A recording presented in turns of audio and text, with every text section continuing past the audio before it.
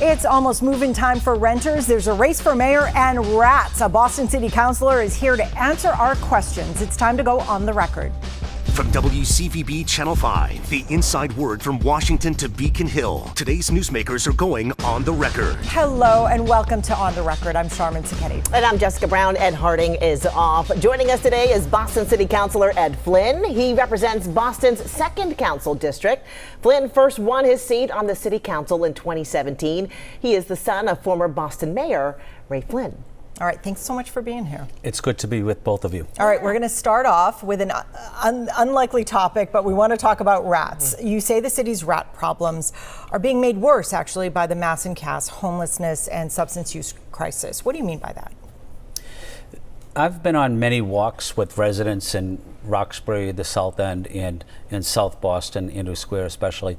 But we see a lot of homeless people in and around this area, the impacted areas of Mass and Cass. We actually saw people cooking on an outside grill at Andrew Square, and we just saw all of the rats in and around the area where the cooking was taking place.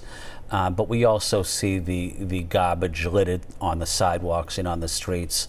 But that's just encouraging rats to feed there.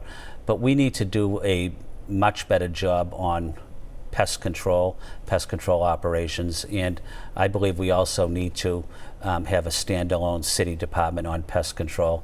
But it's a public safety issue, it's a public health issue, and it's a quality of life issue for Boston residents. All right, and so what are you hearing from residents? What are they telling you? They're extremely frustrated, they're angry, they're upset.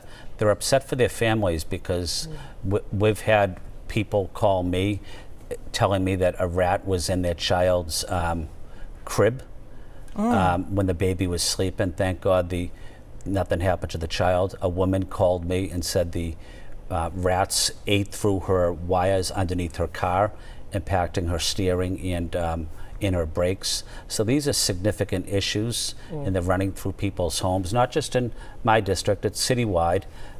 Allston, Brighton, and South Boston, and the South End. But we need to coordinate services more efficiently, effectively, and it has to be streamlined, coordinated, and we're not doing that right now. Well, you've been pushing, we know, for a rat czar for the city, but others have said the city already has a job that includes that. Why is this position, in your view, needed? I think it's needed because the current position reports to the Commissioner of Inspectional Services, and it should be a standalone department where that person has the ability to make major decisions to implement critical operations on pest control. And we're not doing that right now. We need more resources, personnel, people on the streets that work in this field, especially on the weekends. Part of it also includes public awareness campaign, public education campaign, educating people on how to take your trash out, not just placing it in a bag. I believe we need a barrels for everybody that are rat proof, and Boston should no longer put their trash just on the sidewalk in a trash bag. It should be in a barrel. It should be separated. The food should be separated as well. Composting is a critical part of this. This is an issue I've focused on for many years, and we need to do better. Residents want us to do better, and we owe it to Boston residents to improve. You know, you mentioned, the trash being taken out. We've been covering a lot about the Republic Services trash strike. It's been going on for about a month now. Do you feel that strike has added to the issue? I do. A lot of dumpsters in the city of Boston are not getting picked up because of the strike. This is weeks long. That's exactly right. And it's continuing to, trash is continuing to pile up, and it's encouraging rats to stay there, to go through the trash barrels and the dumpsters, and they're feeding off it, and they're going into people's yards, they're going into people's homes, into elderly developments, and it's a public health issue, as I mentioned. There's also rats that are carrying specific diseases as well. Has the Wu administration been receptive to any of your concerns? They've implemented many of my concerns that I recommended, although they did not go as far as I wanted them to on a standalone city department on pest control. That's something I'm still advocating for. I'm also advocating for, I put in a ordinance where residents need to put their trash in a rat-proof barrel. And just not on the sidewalk. I hope the administration will support that. We have so much to get to. The Trump administration, let's talk about them. They have targeted Boston, specifically Mayor Wu. She has certainly pushed back hard on the administration, especially when it comes to issues like immigration enforcement, questioning, who is being taken into custody and the way that that is happening. Do you think that's the right move? I strongly believe in the critical role immigrants play in the city, but I do want to ensure that we provide safe neighborhoods for everybody, but I think we need to do a better job of identifying people and arresting anyone that has committed a crime.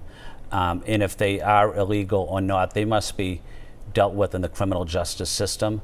But we need to do a better job of public safety, compliance, and ensuring that, we also respect our immigrant neighbors, but people just can't continue committing crimes and it being ignored. I think we have to follow the rules of the law. She has really pushed back on the Trump administration, especially in the last few months, and certainly has sort of framed herself during this campaign as kind of Boston's defender-in-chief. Do you see it that way?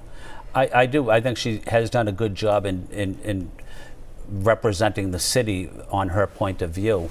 But I also believe that when someone does commit a crime, regardless of their immigration status, that they must be dealt with in the criminal justice system. We can't pick and choose who is going to be prosecuted and not. But if someone does commit a crime, they must be held accountable. And I think that's some of what the pushback is here in the city of Boston. Boston needs to work with our federal partners, our state partners, on all aspects of public safety. For example, just last week, Boston Police arrested many men on underage exploitation of young girls, human trafficking, and the federal government was involved in that as well. So they are part of the solution. They are not part of the problem. Okay. I want to switch gears here a little bit because there's been a lot of talk, especially right now, making headlines. Another Boston City Hall staffer, in the news again, this time for reportedly hitting a woman with her shoe in the North End. No one was arrested.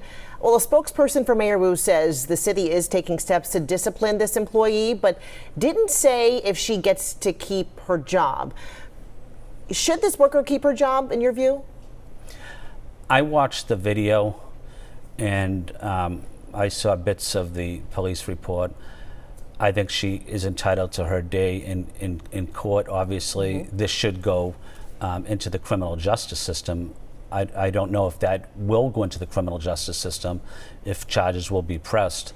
But to answer you directly, I don't think she should keep her job.